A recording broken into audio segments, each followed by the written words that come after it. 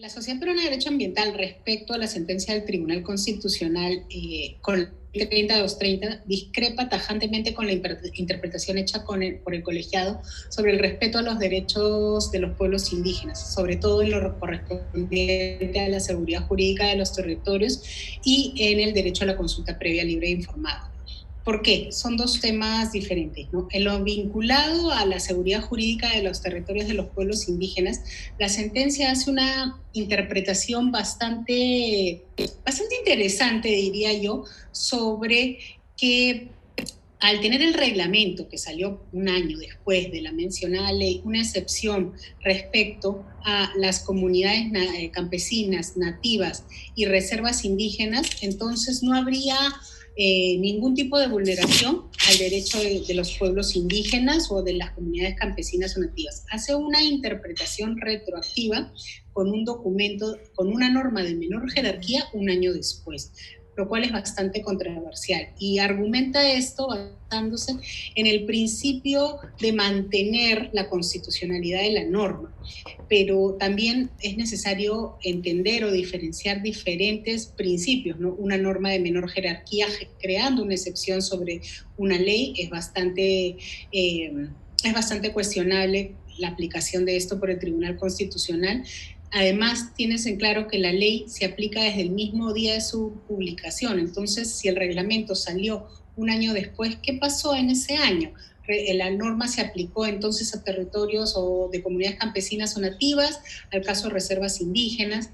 Además, es cuestionable que no exista vulneración, o nosotros consideramos que sí existe, cuando la excepción solamente se refiere a comunidades campesinas, comunidades nativas y reservas indígenas.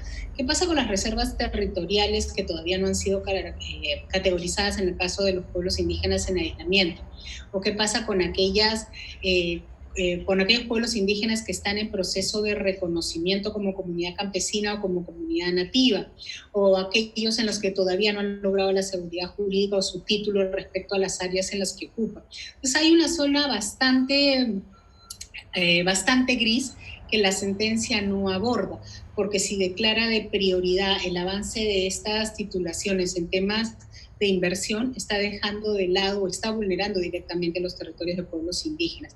Entonces, nosotros entendemos como Sociedad Peruana de Derecho Ambiental que sí hay una parte gris, que no se protegió ni se salvaguardó los derechos de los pueblos indígenas con esta sentencia, que la ley 3230 sí vulnera los derechos de los pueblos indígenas al territorio y no reconoce los diferentes accesos o mecanismos que ellos tienen para acceder al mismo, considerando que la norma sí debió ser inconstitucional y no tratar en principio de salvaguardar la integralidad de la misma, vulnerando los derechos colectivos de estos pueblos.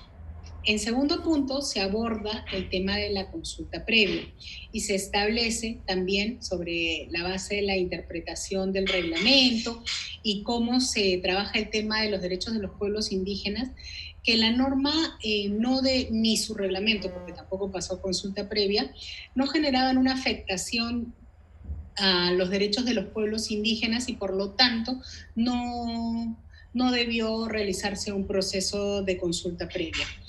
El que se diga que la norma no debió pasar consulta previa y que el reglamento tampoco lo haya hecho, vulnera directamente el convenio 169 UIT. ¿Cuál es el criterio que se utiliza para decir de manera categórica que no hubo afectación? ¿Qué tipo de afectación hubo? ¿Positiva, negativa, por la excepción que pone el reglamento? Ya dejamos claro que el reglamento no incorporó múltiples supuestos en lo que corresponde al acceso o forma de manejo del territorio por los pueblos indígenas.